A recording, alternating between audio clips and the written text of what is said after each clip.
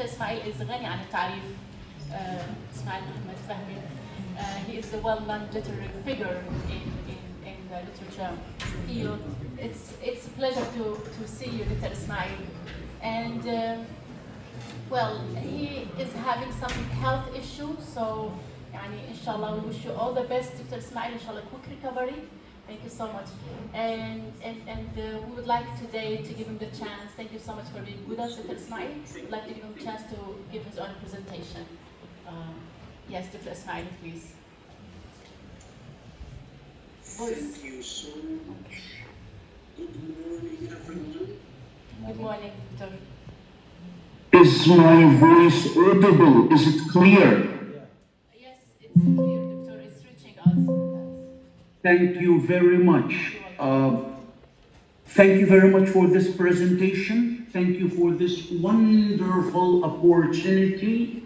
I'm terribly sorry I am unable to be with you face to face physically. I have some problems in my left leg joint which limits my movement.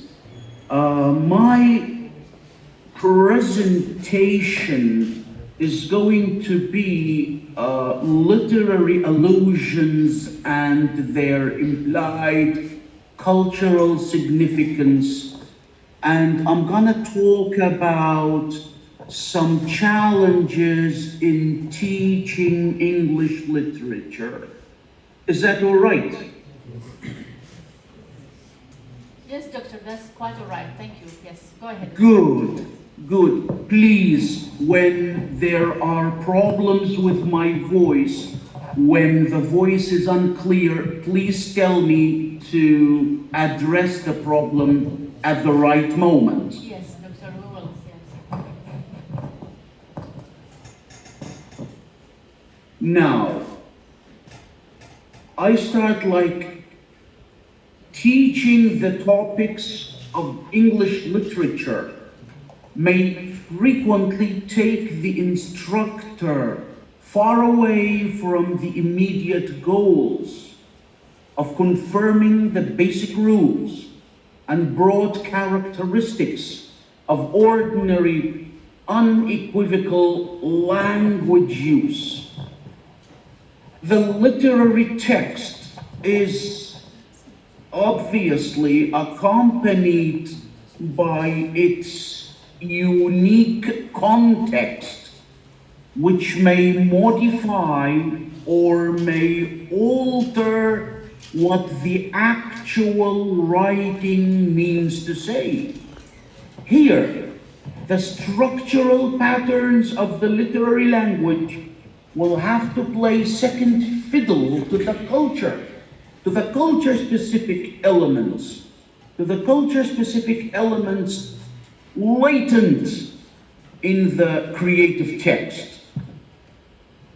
Any students from, say, Bavaria, Moravia, Bern, Bohemia, or Brussels will come across fewer difficulties in engaging with English verse than the students from this part of the world may face. Because the European nations generally have a shared Greco-Roman heritage of literary traditions.